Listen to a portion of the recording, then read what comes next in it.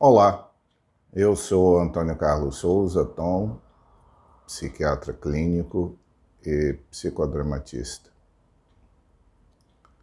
Ontem, atendendo uma paciente,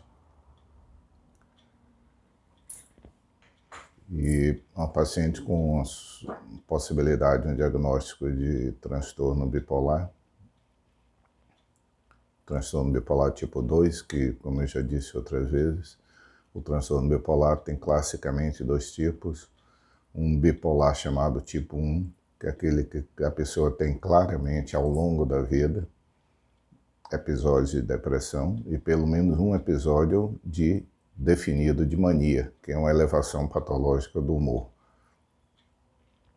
E o outro tipo clássico é o transtorno bipolar tipo 2, em que existe depressões e um episódio, pelo menos, chamado hipomania, que é uma elevação mais discreta de humor, e que tende a ser um diagnóstico mais difícil de ser dado por ser mais próximo da normalidade.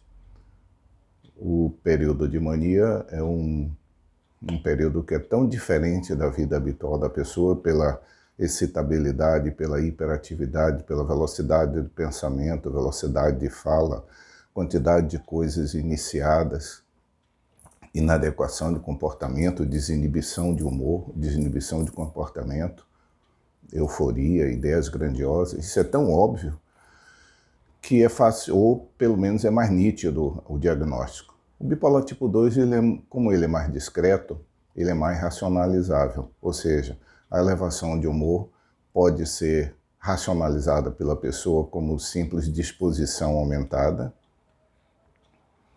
pode ser racionalizada pela pessoa como depois de um período ruim eu tenho direito a ficar bem, pode ser visto pela família como um problema de comportamento, não um problema de um transtorno psiquiátrico, pela forma com que a inadequação de comportamento aparece.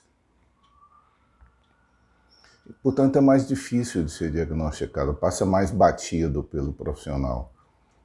E muitas vezes o próprio quadro do transtorno ansioso muito intenso se confunde com a própria excitabilidade do episódio hipomaníaco. Então, essa paciente acontece isso, ela tem um problema de ansiedade, por circunstâncias outras, mas a exacerbação de um quadro de ansiedade, ela pode, vamos dizer assim, mascarar um episódio hipomaníaco. Porque, em geral, as pessoas associam a ansiedade à velocidade, a pessoa ser veloz no que está fazendo, ser mais rápida, ser mais precipitada, ou ser mais afobada, como é o termo popular. Mas a ansiedade sempre ela se traduz por um estado de ânimo que é ruim. Não existe ansiedade boa. Embora corriqueiramente as pessoas usem essa expressão, eu estou ansiosa para receber o presente, ansiosa para casar, ansiosa para para ter um novo emprego, etc. Aí, na realidade, a pessoa está usando a palavra ansiosa no sentido de expectante. Eu estou esperando com vontade alguma coisa, desejosamente alguma coisa. Ansiedade não. Ansiedade é um sentimento de apreensão, sempre. Ele é sempre ruim. Lembrando aquele verso de Fernando Pessoa, que eu de vez em quando repito aqui, que a angústia que vai da alma ao estômago, ou seja, um sentimento corporal ruim, de aperto, de apreensão, de expectativa negativa. E que pode se traduzir, sim, por gestos, por velocidade, por precipitação, por afobação, etc. Mas sempre com essa qualidade. Mas se nós não virmos que o transtorno ansioso, ele não é só aceleração, portanto, quando uma pessoa começa a apresentar, mesmo tendo um quadro ansioso, episódio de hiperatividade mental, hiperatividade, de aceleração, desaparecimento da sensação de mal-estar que a ansiedade, por definição, traz, e começar a aparecer uma sensação mais aumentada de plenitude e de bem-estar, talvez nós estivéssemos transitando de um transtorno de ansiedade para um transtorno hipomaníaco.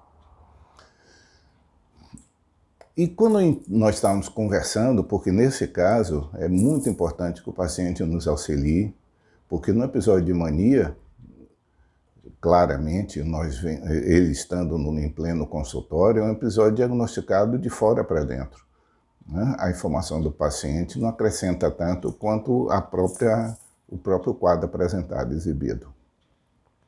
Mas o paciente em hipomania, principalmente em hipomania, vamos dizer assim, mais perto do normal, a capacidade de raciocínio isso está mantida, embora acelerada, mas está mantida. E como nós vamos precisar contar com a cooperação dele, porque precisa compreender que aquilo não faz parte da racionalização que ele vem apresentando para justificar todo o comportamento dele, então é preciso que nós ponderemos com ele, pesemos com ele, para que ele próprio possa reconhecer isso e aceitar o uso de um estabilizador de humor. E enquanto nós estávamos conversando sobre isso, ela faz uma menção, ela diz, puxa, mas psiquiatria é difícil, né? Na hora a minha resposta foi, ou fácil. Como de resto, medicina também é assim. Ela disse, como pode ser fácil? Ela disse, porque medicina, e psiquiatria é parte da medicina, ela pode ser muito difícil quando você pondera, você pesa, quanto mais conhecimento você tem, quanto mais você investiga. Então ela pode ser difícil. A hesitação aumenta quanto mais conhecimento a gente tem em medicina.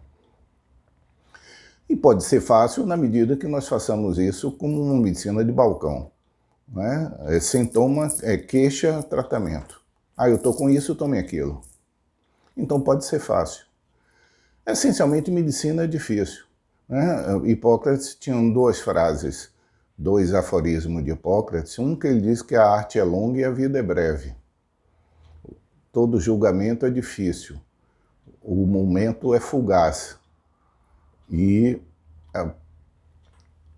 toda experiência é duvidosa. Isso ele disse num aforismo. Ou seja, a arte é longa e a vida é breve. Continua sendo. Isso ele disse no 5º século antes de Cristo. Mas continua sendo hoje. A arte é mais longa do que a vida que a pessoa pode dominar. E o número de conhecimentos hoje é muito maior do que Hipócrates tinha. E a vida não aumentou tanto assim para que coubesse numa só vida todo o conhecimento médico. E o segundo aforismo de Hipócrates, ele diz, primum non nocere, quer dizer, primeiro não faça mal.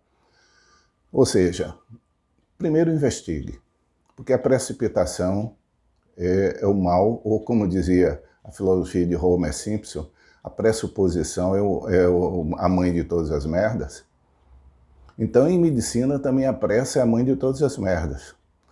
Por quê? Porque a possibilidade, as coisas são muito parecidas. Em psiquiatria, então, psiquiatria é uma especialidade que nós não temos, como eu costumo brincar, nós não temos uma urocultura para diagnosticar uma infecção urinária. O diagnóstico é sempre clínico e pela história do paciente, pela apresentação dele e pela forma com que ele nos apresenta a história. Portanto, nós não temos algo tão preciso como seria uma medida de laboratório. Portanto, o tempo investido, essa minúcia de entender os significados, como acontece, de que forma acontece, a expressão das coisas, essa possibilidade faz com que a psiquiatria seja até mais difícil do que outras áreas médicas, por não termos outro suporte dos exames complementares que as outras áreas têm para discernir e separar as coisas. Então, quando ela disse psiquiatria é difícil, e eu me lembrei desses dois aforismos de Hipócrates, e curiosamente, ou não tão curiosamente, eu estava lendo ontem um livro, e esse livro faz a citação de um verso de um poeta inglês do século XVIII, chamado Alexander Pope, que diz, os tolos se precipitam onde os anjos temem. Eu fiquei refletindo esse tema porque tinha muito a ver com o que nós conversamos de manhã. Se nós substituirmos a palavra tolo pela pessoa com pouco conhecimento técnico, é muito mais fácil uma pessoa sem conhecimento se precipitar num diagnóstico do que um profissional. O profissional hesita mais porque ele sabe que as coisas são muito parecidas para serem tão precisas assim.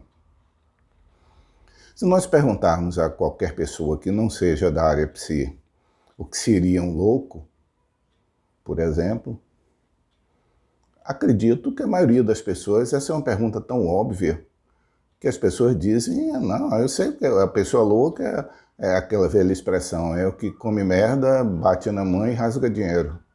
É um estereótipo que as pessoas têm e faz com que todo procedimento, toda situação que seja diferente daquela que nós esperemos naquela pessoa, seja diagnosticada como loucura.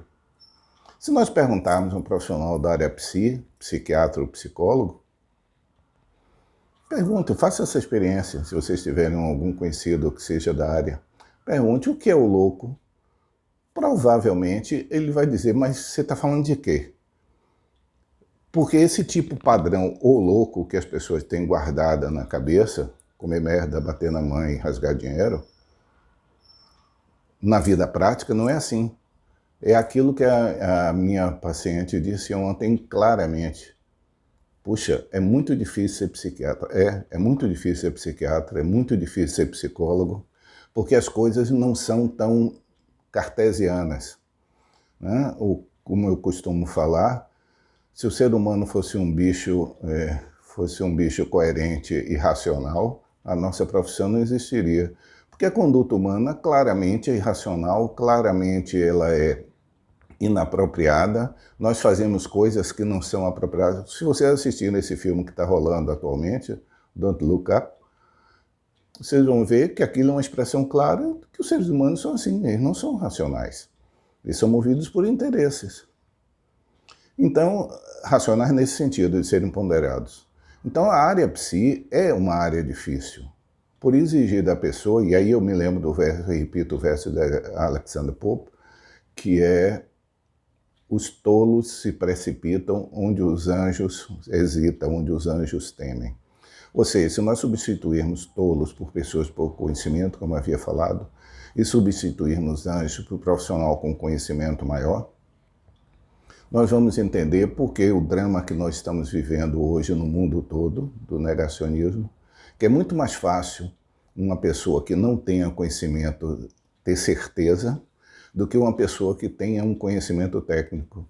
A possibilidade dessa pessoa hesitar e ter vários quadros possíveis é muito maior. Daí a expressão da minha paciente. É muito difícil, sim, porque é mais fácil ser leigo. É mais fácil dizer o doido é uma pessoa que come merda, bate na mãe e rasga dinheiro. Não sendo esse estereótipo, então o que seria? Qual é o resto? É só as pessoas que discrepam ou no comportamento em relação ao manejo da sua vida econômica, que seria o rasgar dinheiro, ou é aquele que rompe relações afetivas ou sociais não esperadas, como seria bater na mãe, ou aquele que tem costumes e hábitos que não são os habituais da gente, como seria o comer merda, aí seria o louco. Mas profissionalmente, eu fico com Alexander Pope. Os tolos se precipitam onde os anjos hesitam. Tchau.